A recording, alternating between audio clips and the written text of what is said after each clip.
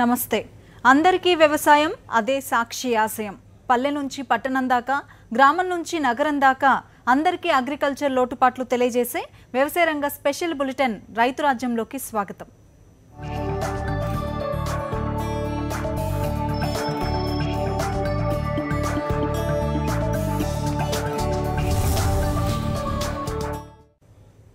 తను జయించడానికి రైతులు తమ స్థాయిల్లో అనేక ప్రయత్నాలు చేస్తున్నారు. వీరి ప్రయత్నాలకు సాగునీటి రంగ నిపుణుల సహకారం ఎంతో విలువైంది. బోర్లలో నీరు పూర్తిగా ఖాళీ అయిపోయి బోరు నిర్జీవమైనప్పుడు దాన్ని బతికించుకోవడానికి ఉద్దేశించిన రీఛార్జింగ్ ప్రక్రియను రైతులకు చేరువ చేస్తున్నారు. అలాంటి ప్రాజెక్టు విశేషాలను ఇప్పుడు చూద్దాం. వ్యవసాయంలో భూగర్భ జలాల పాత్ర కీలకమైనది. నదులు, రిజర్వాయర్ల నుంచి వచ్చే సాగునీటి సౌకర్యం లేని రైతులు బోర్లపైన ఆధారపడి వ్యవసాయం చేస్తుంటారు. కాబట్టి వారికి భూగర్భ జలాల మట్టాలు నిరంతరం అందుబాటులో ఉండాలి. అవి తగ్గిపోయి గంగమ్మ పాతాళంలోకి చేరుకుంటే వ్యవసాయం తలకిందులైపోతుంది, పంటలు ఎండిపోతాయి.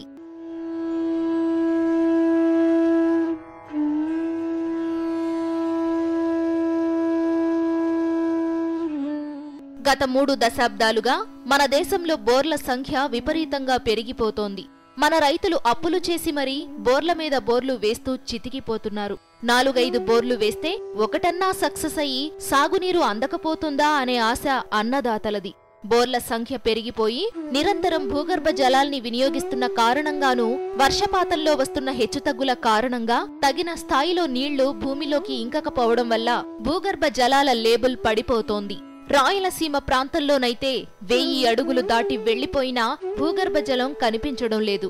ఇలాంటి పరిస్థితుల్లో బోర్లను బతికించుకోవడం సాధ్యమేనా? బోర్లను రీఛార్జ్ చేయాలంటే ఏం చేయాలి? ఇందులో ప్రధానంగా భూగర్భ జలాల పెంచుకోవడం ఏ విధంగా చేసుకోవాలి, భూగర్భ జలాలకు ఎక్కువగా రీఛార్జ్ని ఇంకా ఎక్కువ చేసి వాటిని ఇంకా కూడా సమర్థవంతంగా ఎలా వినియోగించుకోవాలి, పంటల సాగుని ఎలా పెంచుకోవాలి, దాని ద్వారా రైతులు ఎలా లాభాలను ఇంకా కూడా పెంచుకోవచ్చు, పంటలు నష్టపోకుండా చేసుకోవచ్చు అనేది ఒక ముఖ్యమైనటువంటి కార్యక్రమం. అట్లాగే మనం చూస్తే చాలా గ్రామాల్లో తాగునీటి అవసరాలన్నిటి కూడా ఇలా భూగర్భ జలాల నుంచి ముఖ్యంగా బోరు భూముల నుంచి కూడా తీసుకోవడం జరుగుతుంది. పట్టణ ప్రాంతాల్లో కూడా ఇంటి అవసరాలన్నిటి కూడా భూగర్భ జలాల మీదే ఆధారపడి ఉన్నాం. బోర్లు లేకుండా పట్టణ ప్రాంతాల్లో కూడా నీటి సరఫరా చాలా సమస్యాత్మకంగా తయారైంది.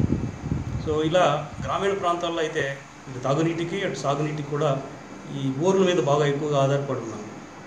గత 2 సంవత్సరాలుగా చూస్తే మనకి వర్షాలు చాలా తక్కువగా రావడం వల్ల వర్షపాతం తగ్గడంతో భూగర్భ జలాలకి నీరు ఇంకడం కూడా తగ్గిపోయి అనేక బోరుబావులు పూర్తిగా ఎండిపోతున్నాయి. చాలా వరకు గ్రామాల్లో ఈ రోజున 70% వరకు కూడా భూగర్భ జలాలు తగ్గిపోయి బోర్లు ఎండిపోయిన పరిస్థితి వచ్చింది.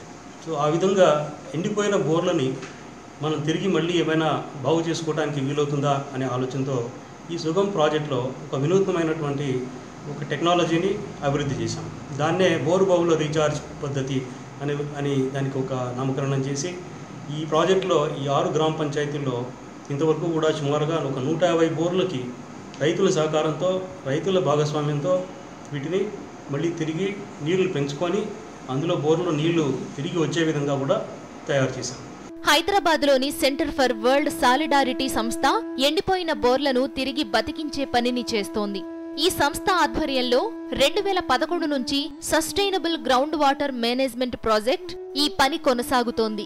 ఎండిపోయిన బోర్లను రీఛార్జ్ చేయడం చాలా సులువైన పనని ఈ సంస్థకు చెందిన నీటి వనరుల నిపుణుడు రామ్మోహన్ అంటారు. ఖర్చు తక్కువతో కూడుకున్న విధానంగా దీనిని నిపుణులు గుర్తించారు. తక్కువ సమయంలోనే నీటి మట్టం పెరుగుతుంది. దీని గురించి ఇప్పుడు తెలుసుకుందాం. బోర్ల రీఛార్జ్ ప్రక్రియలో 3 దశలున్నాయి. మొదట అసలు ఎండిపోయిన బోరు రీఛార్జ్ చేయడానికి పనికొస్తుందా లేదా అనే విషయాన్ని తెలుసుకోవాలి. బోరును బతికించుకోవచ్చనే విషయం తేలిన తరువాత రీఛార్జ్ పిట్ను నిర్మించుకోవాలి. ఆ తరువాత దాని నిర్వహణపై అవగాహన కలిగి ఉండాలి. నీళ్లు లేక ఎండిపోయిన బోరును రీఛార్జ్ చేయొచ్చా లేదా అని తెలుసుకోవాలంటే ముందుగా 4-5 వేల లీటర్ల నీటిని బోరులోకి పంపించాలి. ఈ నీటిని బోర్వెల్ తీసుకోలేదంటే ఇక బోరును రీఛార్జ్ చేయడం కుదరదు. ఒకవేళ ఈ 4000 లీటర్ల నీటిని పీల్చుకున్నదంటే దానిని రీఛార్జ్ చేయడం కుదురుతుంది. ఇట్లా ముందుగా ఈ టెక్నిక్ కనుక మనం చేయాలి అనుకుంటే ప్రధానంగా 2 విషయాల్ని దృష్టిలో పెట్టుకోవాలి. ఒకటి దీనికి తగినంతగా నీరు వచ్చే అవకాశం ఉందా లేదా, దీనికి వర్షం కనుక ఆ ప్రాంతంలో పడితే అక్కడి నుంచి ఈ బోరు దగ్గరికి నీరు ప్రవాహంగా వచ్చి చేరే అవకాశం ఉందా లేదా అనేది ఒకటి ఫీజిబిలిటీ చూసుకోవాలి. రెండో విషయము, మనం ఎంపిక చేసుకున్నటువంటి బోరు అలా ఎండిపోయినటువంటి బోరు దానిలోకి నీరు పంపించాలంటే దానికి తిరిగి నీరు తీసుకునే సామర్థ్యం ఉందా లేదా, అంటే దానికి నీరు ఇంకింపజేసుకునే దానికి కెపాసిటీ సామర్థ్యం ఉన్నదా లేదా అనే దాన్ని మనం పరీక్ష చేసుకోవాలి. అది మొదటి ప్రప్రథమంగా చేయవలసినటువంటి పని. దానికోసము ఈ ప్రాజెక్ట్ ద్వారా ఒక చిన్న సింపుల్గా చాలా ఎవరైనా సరే, ఏ రైతులైనా సరే ఎవరైనా సరే చేసుకునే విధంగా ఒక టెక్నిక్ కూడా అభివృద్ధి చేశాం. దాని ద్వారా ఇప్పుడు ఒక బోరు ఎండిపోయినటువంటిది తీసుకొని ఒక ట్యాంకర్ నీటిని ఒక 5,000 సుమారుగా 5,000 లీటర్లు ఉన్నటువంటి ట్యాంకర్ నీటిని అందులోకి వదిలి అది బోర్లో కనుక పూర్తిగా ఇంకిపోతే ఆ బోర్లో నుంచి నీరు బయటికి పొంగి పొరలకుండా పూర్తిగా లోపలికి ఇంకిపోతే అటువంటి బోర్లని ఈ పద్ధతిలో మనం రీఛార్జ్ చేసుకోవడానికి అనుకూలంగా చూడవచ్చు. ఈ విషయాన్ని రైతులు కనుక గమనించగలిగితే ముందుగా బోర్లని ఏ బోర్లు అయితే రీఛార్జ్ చేసుకోవచ్చు అనేది ఎంపిక చేసుకునే అవకాశం ఉంది. ఈ పరీక్ష అయిపోయి బోర్వెల్ రీఛార్జ్ చేయడానికి పనికొస్తుందని తేలిన తరువాత బోర్వెల్ చుట్టూ పద్ధతి ప్రకారం ఒక రీఛార్జ్ పిట్ ను నిర్మించాలి. ఇందుకోసం అనుసరించాల్సిన విధానాన్ని చూద్దాం. 3 మీటర్ల వెడల్పు, 3 మీటర్ల పొడవు, 3 మీటర్ల లోతు ఉండేలా ఒక గుంతను బోర్వెల్ చుట్టూ తీయాలి. కేసింగ్ పైపుకు క్లాంప్ ను టైట్ గా ఫిట్ చేయాలి. ఆ తరువాత ఈ గుంతలోని కేసింగ్ పైపు చుట్టూ 4 నుంచి 6 మిల్లీమీటర్ల సైజు గల రంధ్రాల్ని అక్కడక్కడా చెయ్యాలి.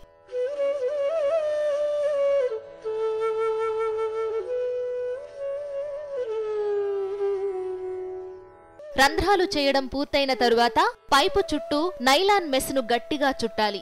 కేసింగ్ పైపులోకి బురద గాని మట్టి గాని పోకుండా ఉండడానికే ఇలా చేస్తారు.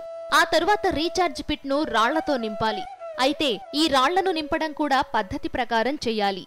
ఆ గుంటలో రీఛార్జ్ కోసం అనుకూలమైనటువంటి ఫిల్టరేషన్ మెటీరియల్ అంటే పెద్ద రాళ్ళు, ఆ తర్వాత కొద్దిగా చిన్న సైజులో ఉన్నటువంటి రాళ్ళు, ఆ తర్వాత 40 mm మెటల్ అంటే 40-40 సెంటీమీటర్లు ఉండే రాళ్ళు, ఇంకొంచెం చిన్న రాళ్ళు, ఆ తర్వాత పైన అన్నిటికంటే పైన ఇసుక.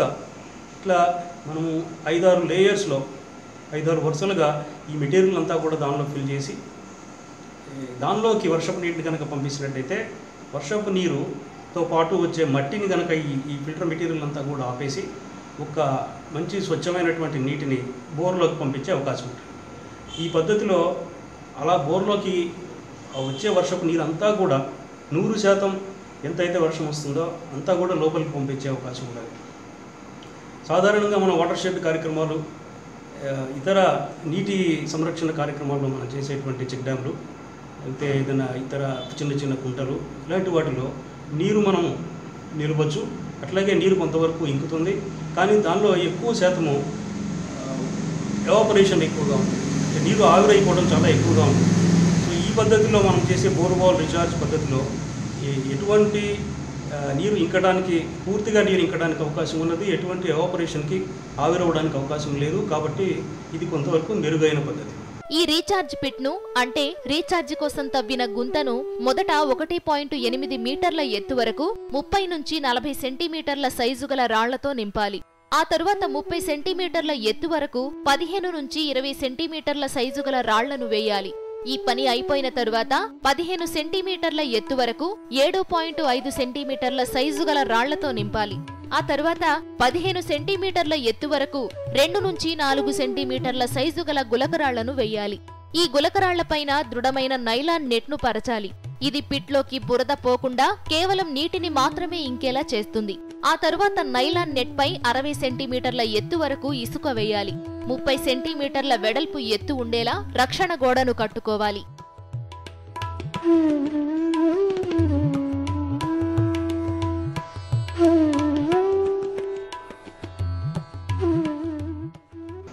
ఈ బోర్వెల్ రీఛార్జ్ పద్ధతికి సుమారుగా ఒక 20,000 నుంచి 30,000 వరకు ఖర్చు అవుతుంది. మనము మెటీరియల్కి అయితే కానీ, అందులో కావాల్సిన గుంత తీయడానికి అయ్యే ఖర్చు కానీ, ఇందులో పూర్తిగా అక్కడ ఉన్నటువంటి పరిస్థితులను బట్టి, ఆ మెటీరియల్ కావాల్సిన అందుబాటులో ఉన్నదాన్ని బట్టి, రేట్స్ని బట్టి 20,000 నుంచి 30,000 రూపాయల్లో రైతులు చాలా సులభంగా సొంతగా వాళ్ళే ఇది చేసుకునే అవకాశం ఉన్నది. రైతులు ఒక కొత్త బోర్ వేయడానికి అయ్యే ఖర్చులో చాలా దానికంటే తక్కువ ఖర్చుకే ఈ బోర్వెల్ రీఛార్జ్ని మనం చేసుకునే అవకాశం ఉన్నది. ఇది గ్రామీణ ప్రాంతాల్లో రైతులు చేయవచ్చు. అట్లాగే ఎక్కడైతే ఏ గ్రామ పంచాయతీల్లో తాగునీటికి సమస్య ఎక్కువగా ఉందో, తాగునీటి బోర్లన్నీ ఎక్కువగా ఎండిపోయాయో అలాంటి ప్రాంతాల్లో పంచాయతీలు ముందుకొచ్చి అక్కడ ఎండిపోయినటువంటి త్రాగునీటి బోర్లను కొన్నింటిని సెలెక్ట్ చేసుకుంటే కనుక మళ్ళీ తిరిగి తాగునీటి బోర్లలో కూడా నీరు ఇంకింపజేసి మళ్ళీ నీరు తెప్పించి వాటిని బతికించే అవకాశం కూడా ఉంది. దానికి ఈ పైనుంచి వచ్చే వర్షపు నీటిలో కలుషితం కాకుండా మళ్ళీ తిరిగి మన త్రాగునీటిలో కలుషితం కాకుండా ఉండేదానికి కొంత మార్పులు చేర్పులు చేసుకొని ఏదైతే మనము తాగునీటికి వాడే బోర్ ఉన్నదో దానికి సుమారుగా ఒక 200 నుంచి 300 మీటర్ల దూరంలో ఇలాంటి ఎండిపోయినటువంటి బోర్లను మనం ఎంపిక చేసుకొని వాటిలో కనుక రీఛార్జ్ చేయడం వల్ల చాలా మంచి ఫలితాలు సాధించవచ్చు. నీరు లోపలికి రావడానికి వీలుగా పైభాగాన ఉండే గోడలకు 2-3 ద్వారాలు ఉండాలి. సంవత్సరానికి ఒకసారి పైభాగాన ఉండే ఇసుకను మారుస్తూ ఉండాలి. ఎప్పుడు వర్షం కురిసినా రీఛార్జ్ పిట్లోకి నీళ్లు ఇంకిపోతూ బోర్వెల్లోని నీటి మట్టం పెరుగుతూ ఉంటుంది. అంతేకాదు, ఇలా రీఛార్జ్ అయ్యే బోరులో నీటి నాణ్యత కూడా పెరుగుతుంది. ఇదే పనిని కొన్ని మార్పులు చేర్పులతో పట్టణాలు, నగరాల్లో చెయ్యాలని, అప్పుడే వాననీరు సద్వినియోగమై అపార్ట్మెంట్లలోని బోర్లలో జలమట్టం పెరుగుతుందని నిపుణులు చెబుతున్నారు. మనకి పట్టణ ప్రాంతాల్లో ఎక్కువగా అపార్ట్మెంట్స్ లేదా గేటెడ్ కమ్యూనిటీసు ఇట్లా అనేక ప్రాంతాల్లో భూగర్భ జలాలు తగ్గిపోయి మళ్ళీ బోర్లు ఎండిపోయి ఇటువంటి చాలా తీవ్రమైన సమస్య ఎదుర్కొంటున్నారు. అలాంటి ప్రాంతాల్లో మనకి ఎక్కువగా క్యాచ్మెంట్ ఏరియాస్ కనిపించవు కాబట్టి చుట్టుపక్కల ఉన్న ప్రాంతాల్లో నీరు ప్రవహించి రావడం అనేది తక్కువగా ఉంటుంది. కాబట్టి ఈ అపార్ట్మెంట్ కాంప్లెక్స్ల పైన ఉన్న రూఫ్లో నుంచి దాని పై భాగంలో నుంచి వచ్చే రూఫ్ వాటర్ని ఇప్పుడు సాధారణంగా వాటన్నిటిని కూడా నీటిని కిందకి వదిలేసి డ్రైనేజీలోకి కలిసే విధంగా చేస్తున్నారు. అలా కాకుండా ఆ రూఫ్ నుంచి వచ్చే వాటర్ని మనం డైరెక్ట్గా వాటన్నిటిని కూడా ఒక పైపుల ద్వారా తీసుకొచ్చి ఈ బోర్వెల్ రీఛార్జ్ పద్ధతిలో ఎండిపోయిన బోర్లను కనుక రీఛార్జ్ చేస్తే మంచి ఫలితాలు సాధించవచ్చు. ఆ మార్గంలో ఈ సుగమ్ ప్రాజెక్టు ద్వారా ఇప్పటికే సాధించిన ఫలితాలను చూసి హైదరాబాదులో అనేక అపార్ట్మెంట్స్, గేటెడ్ కమ్యూనిటీస్ వారు కూడా మా దగ్గరికి రావడము, వాళ్ళు మా దగ్గర సాంకేతిక సహకారం తీసుకోవడము ఇదంతా జరిగింది. ఇంకా కూడా ఎక్కువగా రైతులకి అట్లాగే గ్రామ పంచాయతీలు వీటన్నిటి కూడా ఈ పద్ధతి గురించి ఎక్కువగా తెలుసుకొని ఇంకా కూడా అవగాహన పెంచుకొని వాళ్ళు ఈ పద్ధతిని అవలంబిస్తే కనుక మనము చాలా సులభంగా ఈ కరువు నుంచి వచ్చిన నీటి కొరత సమస్యను అధిగమించవచ్చు. వరంగల్ జిల్లా వడ్డిచెర్ల గ్రామానికి చెందిన అంజయ్య అనే రైతు రీఛార్జ్ పిట్ ద్వారా తన ఎండిపోయిన బోరును బతికించుకున్నారు. ఈ పద్ధతి రైతులకు వరం లాంటిదని కొత్త బోరు వేసుకునే బదులు ఇప్పటికే నిర్జీవమైన బోరును బతికించుకోవడం మేలని ఆయన అంటున్నారు. రీఛార్జ్ సెక్షన్ చేయించారు. ఆ బోరును ఊరు అయితే మెయిన్స్ చేసుకుంటే సార్ మీరు ఇచ్చకాడికి ఏడు కన్నడ డబ్బులు మేము పెట్టుకుంటాం సార్ అయినా సరే అయిందని కన్నాడు. ఆ సార్ గిట్లా మనం మాట్లాడి మీరు చేసి మన ట్రాక్టర్ది నీళ్ళు తీసుకొచ్చారు 2000 లీటర్లు టెస్టింగ్ 4000 లీటర్ తీసుకొచ్చారు. 4000 లీటర్ తీసుకొస్తే మా బోర్లో అసలు నీళ్ళు అవి సరిపోలే, ఆ మీదికే రాలే ఎన్ని చేసినా. ఈ బోర్ బాగా చేస్తానే సార్ గిట్లా వీళ్ళు అందరూ చేసి బాగా పనిచేస్తుంటే ఇక వాళ్ళు 25,000 ఇచ్చారు. ఇంకా కొన్ని డబ్బులు తగిలిన వస్తుందా మేము పెట్టుకునేది కట్టించాం. ఇప్పుడు 2.5 అవుతుంది పొలం ఎకరం. ఇది చేసుకోకముందు ఎంత పెట్టేవాళ్ళు పొలం అప్పుడు చేసుకోక ముందుకు పెట్టలే. పొలం చేసింది బోర్ గిట్లు ఉన్నాయి, అవి జర వరకు ఆగిపోసేది. ఇది ఎప్పుడు చేసినా ఈ బోర్తో మంచిగా పోతుంది, అటు ఆ బోర్ పోతుంది. ఇక్కడ ఒక బావి ఉంది, ఇక బావిలతో నీళ్ళు ఊరినాడు ఇప్పుడు కాలానికి. అది 2-3 బోర్లు మంచిగా పోస్తున్నాయి. ఎంతో విలువైన వర్షపు నీటిని ఎన్ని పద్ధతులుంటే అన్ని పద్ధతుల ద్వారా సంరక్షించుకోవడమే మన ముందున్న కర్తవ్యం. ఇది ఎవరో ఒకరో ఇద్దరో చేయాల్సిన పని కాదు. ఒక ప్రాంతానికే ఇది పరిమితం కాదు. వర్షం నీరు వృధాగా సముద్రంలో కలిసిపోవడమో ఆవిరైపోవడమో జరిగితే భూగర్భ జలాల మట్టం పడిపోతూనే ఉంటుంది. అలా జరిగితే బోర్లపై ఆధారపడ్డ వ్యవసాయం తీవ్రంగా దెబ్బతింటుంది. పట్టణాలు, నగరాల్లో తాగునీటి కొరత మరీ తీవ్రమై అస్తవ్యస్త పరిస్థితులు నెలకొంటాయి. ఈ దుస్థితి రాకముందే భూమాత దాహాన్ని తీర్చుదాం, భూగర్భ జలాల మట్టాన్ని పెంచుదాం.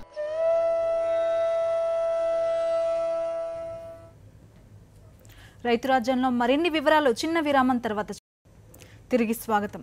దేశంలోనే అత్యల్ప వర్షపాతం నమోదయ్యే ప్రాంతం అనంతపురం జిల్లా. రాజస్థాన్లోని జైసల్మేర్ తర్వాత అతి తక్కువ వర్షపాతం కురిసేది ఇక్కడే. అందుకే ప్రతి ఏటా సాగు చేసే పంటలు నష్టాలను తెచ్చిపెడుతున్నాయి. ఈ తరుణంలో రైతులకు చేతనైన సాయం అందించేందుకు అనంతపురం కలెక్టర్ కోన శశిధర్ నడుం బిగించారు. బోరుబావుల్లో నీరున్న రైతుల సహకారంతో రెయిన్ గన్ కార్యక్రమానికి శ్రీకారం చుట్టారు. ప్రయోగాత్మకంగా చేపట్టిన ఈ కార్యక్రమానికి రైతుల నుంచి కూడా చక్కటి స్పందన లభిస్తోంది. దీనిపై మా ప్రతినిధి శివారెడ్డి అందిస్తున్న స్పెషల్ స్టోరీ ఇప్పుడు చూద్దాం.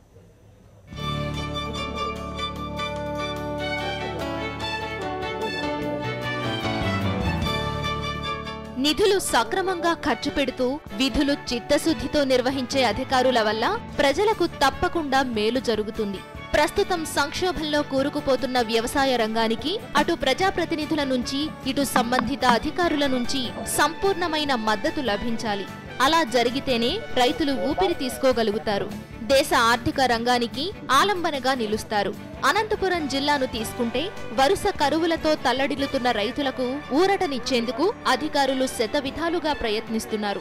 వర్షాలు రాక ఎండిపోతున్న పంటలను కాపాడేందుకు వినూత్న కార్యక్రమాన్ని ప్రారంభించారు. తీవ్ర వర్షాభావ పరిస్థితులతో బోరుబావులు ఎండిపోతున్నాయి.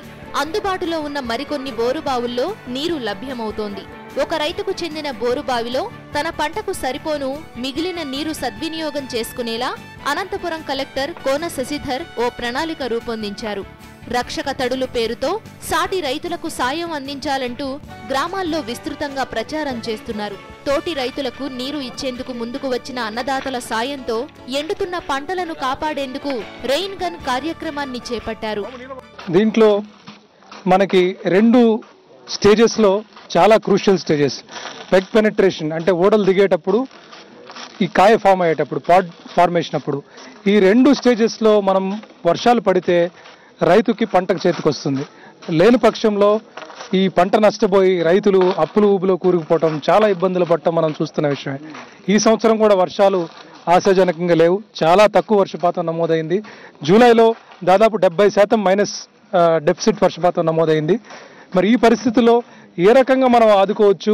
వచ్చే సంవత్సరం కల్లా ఖచ్చితంగా హెచ్ఎన్ఎస్ఎస్ అయితే కంప్లీట్ అవుద్ది. కానీ ఈ సంవత్సరం ఆల్రెడీ వేసిన పంటని ఏ రకంగా కాపాడొచ్చు అని చెప్పి అన్ని విధాలుగా మేము ప్రయత్నం చేస్తున్నప్పుడు ఇది ఒక మంచి అవకాశం దొరికింది. లిండ్సే కార్పొరేషన్, యునైటెడ్ స్టేట్స్ నుంచి ఉన్న ఈ కార్పొరేషన్, ఇది ఒక మంచి రెయిన్ గన్ అనేది ఒకటి మార్కెట్లో ఉంది. దీన్ని తెప్పించి ఎక్కడైతే బోర్లు ఉన్నాయో రైతుల దగ్గర వాళ్ళని ఒప్పించి మీ చుట్టుపక్కల ఉన్న రైతులకి 4 నెలల వ్యవధిలో 2 సార్లు 3 గంటలు ఒకసారి 3 గంటలు ఒకసారి రక్షిత నీటి తడి ఇస్తే ఆ రైతులు కూడా ఉపయోగపడుతుంది. వాళ్ళని కూడా మీరు కాపాడిన వాళ్ళు అవుతారని చెప్పినప్పుడు చాలామంది ముందుకు వస్తున్నారు. అయితే ఇది చూసిన తర్వాత ఖచ్చితంగా వాళ్ళు కూడా ఈరోజు ఒక రైతు స్వచ్ఛందంగా తను బోర్ ఇవ్వటమే కాకుండా పైపులు కూడా తనే ఇవ్వటం జరిగింది. ఈ ఎక్స్పెరిమెంట్లో మేము చేస్తుంది ఏంటంటే రైతుల నుంచి ఈ మండలంలోనే ఒక 15 రోజులు ఉంచి ఈ మెషిన్ని రైతులు దీన్ని ఎలా వాడుతున్నారు, ఇది 250 మీటర్ల వరకు ఈ మెషిన్ని లాగచ్చు. ఈ 250 మీటర్లే కాకుండా మనం ఇంకా స్ప్రింక్లర్లు ఇంకో 250 మీటర్లు పెడితే దాదాపు ఒక బోర్ నుంచి ఒక 1/2 కిలోమీటర్ రేడియస్లో కంప్లీట్గా ఎక్కడైతే పంటలు ఎండిపోతున్నాయో అక్కడ కావాలంటే ఈ గన్ పెట్టి మనం లైఫ్ సేవింగ్ ఇరిగేషన్ ఇవ్వడానికి సాధ్యమవుతుంది. అయితే దీనికి ఇనీషియల్ కాస్ట్ కొద్దిగా ఎక్కువ. దీని రికరింగ్ కాస్ట్ కూడా ఎలా ఉంటుంది ఏంటని అర్థం చేసుకోవడం కోసం ఈ 15 రోజులు ఈ మండలంలో ఈ మెషిన్, ఒక్కొక్క మెషిన్ 10 లక్షలు ఖర్చు అవుతుంది. ఇది ఇక్కడే పెట్టేసి రైతులు ఎలా దీన్ని వాడుకోగలుగుతున్నారు, టెక్నాలజీ ఏమైనా ప్రాబ్లం ఉందా, లేకపోతే డే టు డే మన ఆపరేషనల్ ఇష్యూస్ ఏమైనా ఉన్నాయి, ఇవన్నీ కూడా చూడటానికి ఇక్కడ పెట్టడం జరిగింది. చాలా బాగుంది. చూస్తే కరెక్ట్గా వర్షం పడినట్టే పడుతుంది. మరి దాదాపు ఒక 6 ఇంచులు కూడా తడిచింది కింద నేల చూసినట్టయితే. పంటలకైతే చాలా ఉపయోగకరంగా ఉంది. మరి వాడుకునేటప్పుడు ఎలా ఉంది అంటే చూడాలి. ఇంగ్లాండ్కు చెందిన గ్రీన్ఫీల్డ్ కంపెనీ తయారు చేసిన రెయిన్ గన్ విలువ సుమారు 10 లక్షల రూపాయలు. దీన్ని ప్రయోగాత్మకంగా అనంతపురం తెప్పించిన కలెక్టర్ కోన శశిధర్ కూడేరు మండలం కలగల్లు అంతర్గంగ పంట పొలాల్లో పరిశీలించారు. ఈ ప్రత్యేక యంత్రం ద్వారా 1 ఎకరం పొలానికి సుమారు 20,000 లీటర్ల నీరు అవసరమవుతుంది. సాధారణ పైపుల ద్వారా 1 ఎకరాకు అందించే నీటితో రెయిన్ గన్ ద్వారా 5 ఎకరాలకు నీరందించవచ్చు. 25 మీటర్ల పొడవు, 25 మీటర్ల వెడల్పు వైశాల్యంతో రెయిన్ గన్ వేగంగా పంటకు నీరందిస్తుంది. సుమారు 250 మీటర్ల దూరంలోని పంటలకు సైతం నీరందించే వెసులుబాటు ఉంది. సాధారణంగా 4-5 సార్లు నీరు అందిస్తే వేరుశెనగ పంట చేతికొస్తుంది. సకాలంలో వర్షాలు రాకపోయినా సుమారు 50 రోజుల పాటు వేరుశెనగ మొక్కలు తట్టుకునే శక్తి ఉంటుంది. ఏదైనా సందర్భంలో డ్రై స్పెల్ అంటే వర్ష అంతరాయం అధికంగా ఉండి వర్షాలు రాక పంట ఎండిపోయే సమయంలో ఇలాంటి రెయిన్ గన్ ద్వారా పంటను కాపాడవచ్చని కలెక్టర్ కోన శశిధర్ అంటున్నారు. ఇప్పటికీ గుజరాత్ రాష్ట్రంలో విజయవంతమైన రెయిన్ గన్ యంత్ర పరికరాన్ని ఏపీలో ప్రయోగాత్మకంగా అనంతపురం జిల్లాలో ఉపయోగిస్తున్నామని, సత్ఫలితాలు వస్తే ప్రభుత్వంతో చర్చించి మండలానికో యంత్రాన్ని సిద్ధం చేసేలా చర్యలు తీసుకుంటామంటున్నారు. రైతులు ముందుకొచ్చి మా బోర్లు 4 నెలలకి 2 సార్లు పక్క రైతుకు కూడా ఇవ్వడానికి మేము సిద్ధంగా ఉన్నామని తెలిస్తే ఖచ్చితంగా ఇస్తాము. అయితే ఇది ఫైనల్ ఆన్సర్ అని చెప్పడానికి కూడా లేదు. ఎందుకంటే మన కమ్యూనిటీ స్ప్రింక్లర్స్ ద్వారా మామూలుగా ఇదే సిస్టంలో మనం కమ్యూనిటీ స్ప్రింక్లర్స్ పెట్టి స్ప్రింక్లర్స్ కూడా వాడుకోవచ్చు. ఆ కాస్ట్ ఎంత పడుతుంది, ఈ కాస్ట్ ఎంత పడుతుంది అని కూడా మేము 2 కంపేర్ చేస్తున్నాము. రైతులు ఏది ఎక్కువ ఇష్టపడితే దాన్ని ఇవ్వడానికి కూడా మేము ప్రణాళిక రెడీ చేస్తున్నాము. సో యూజర్ ఛార్జెస్ ఏమన్నా వసూలు చేస్తున్నారా, లేకపోతే ఎందుకంటే పంట తడిపినందుకు పంటను రక్షించినందుకు రైతుల నుంచి ఏదైనా పే చేయాల్సి ఉంటుందా, లేకుంటే పూర్తి స్థాయిలో ఉచితంగా నీరు సప్లై చేస్తున్నారు? ప్రస్తుతానికి మేమేమి ఛార్జెస్ మా సైడ్ నుంచి గవర్నమెంట్ సైడ్ నుంచి ఏం అడగట్లేదండి.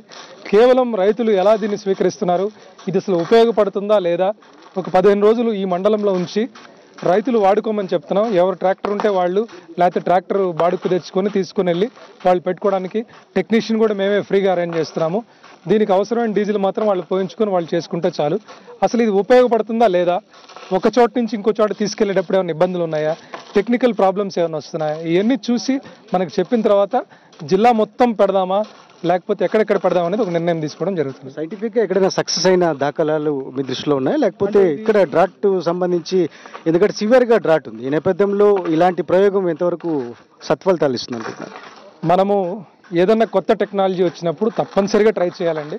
ఎందుకంటే ట్రై చేయందే మనకు తెలియదు అది సక్సెస్ అవుతుందా ఫెయిల్యూర్ అవుతుందని. దీంట్లో ఉన్న ఒకే ఒక అడ్డంకి ఏంటంటే చాలా కాస్ట్లీ. ఇది 10 లక్షలు మనం ఒక్కొక్క మండలానికి ఒకటి ఇవ్వగలము. అలా ప్రతి గ్రామంకి ఇవ్వాలంటే మనం ప్రభుత్వంతో మాట్లాడాలి, సబ్సిడీ మాట్లాడాలి, రైతుకి ఎంత పడుతుంది ఏంటనేది క్యాలిక్యులేట్ చేయాలి. ఇది గుజరాత్లో కొన్ని చోట్ల, పంజాబ్లో కొన్ని చోట్ల ఇది ప్రయోగించారు. అక్కడ బాగానే మంచి ఫీడ్బ్యాక్ వచ్చింది. అయితే వెస్టర్న్ యూరోప్లో కానీ అమెరికాలో కానీ దీన్ని బాగా విస్తృతంగా వాడుతున్నారని మనకు తెలిసింది. మన జిల్లాకి చాలా బాగుంది అనిపిస్తుంది. ఎందుకంటే ఆటోమేటిక్గా రిట్రాక్ట్ అయిపోతుంది. ఈ 250 మీటర్స్ మనం ఇదే ఈ వీల్స్ బట్టి మనం తీసుకెళ్ళిపోవచ్చు. సో కరెంటు లేకపోయినా ఒకవేళ ట్రాక్టర్కి డీజిల్ ఇంజిన్ పెట్టి కూడా మనం దీన్ని ఉపయోగించుకునే అవకాశం ఉంది. కాబట్టి రైతులు ఒకసారి దీన్ని పూర్తిగా ఒకసారి అర్థం చేసుకొని వాడి ఎలా ఉందో మాకు తెలియజేస్తే దాన్ని బట్టి మేము ప్రభుత్వానికి ఒక ప్రతిపాదన పంపించడం జరుగుతుంది. మా జిల్లాలో ఇన్ని అవసరం లేదని. Okay, thank you sir.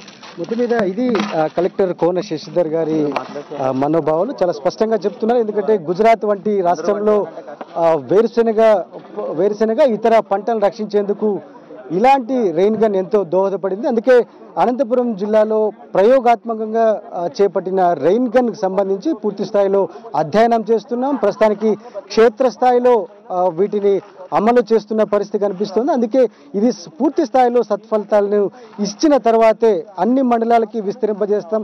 ప్రభుత్వానికి ప్రత్యేక ప్రణాళికల ద్వారా నివేదిస్తాం. వాటికి సంబంధించిన బడ్జెట్ కూడా కేటాయించాలని కోరుతామని చాలా స్పష్టంగా కలెక్టర్ గారు పేర్కొంటున్నారు. మరోవైపున రైతుల్లో కూడా ఆనందం వ్యక్తం అవుతుంది. ఎందుకంటే దాదాపుగా నిత్యం కరువు కాటకాలతో దుర్భిక్షంతో అల్లాడుతున్న అనంతపురం జిల్లాలో ఇలాంటి ప్రయోగాలు కొంతవరకైనా సత్ఫలితాలు ఇస్తాయి. ఎందుకంటే దాదాపుగా 40 నుంచి 60 రోజుల దాకా డ్రై స్పెల్, పూర్తి స్థాయిలో వర్షం లేక ఎండిపోతున్న నేపథ్యంలో వేరుశెనగ పంటను ఎంతో కొంత కాపాడేందుకు రైతుల భాగస్వామ్యంతో ఇలాంటి కార్యక్రమాన్ని చేపట్టడం నిజంగా అభినందనీయమని చాలా స్పష్టంగా రైతులు పేర్కొంటున్న వాతావరణం కనిపిస్తుంది. అందుకే అధికారులు పూర్తి స్థాయిలో అధ్యయనం చేస్తున్నారు, రైతుల నుంచి సహకారం అందజేయాలని కోరుతున్నారు. ఇవన్నీ సఫలీకృతమైన తర్వాతే క్షేత్రస్థాయిలో రెయిన్ గన్లు మరింత విస్తరించే అవకాశాలు కనిపిస్తున్నాయి.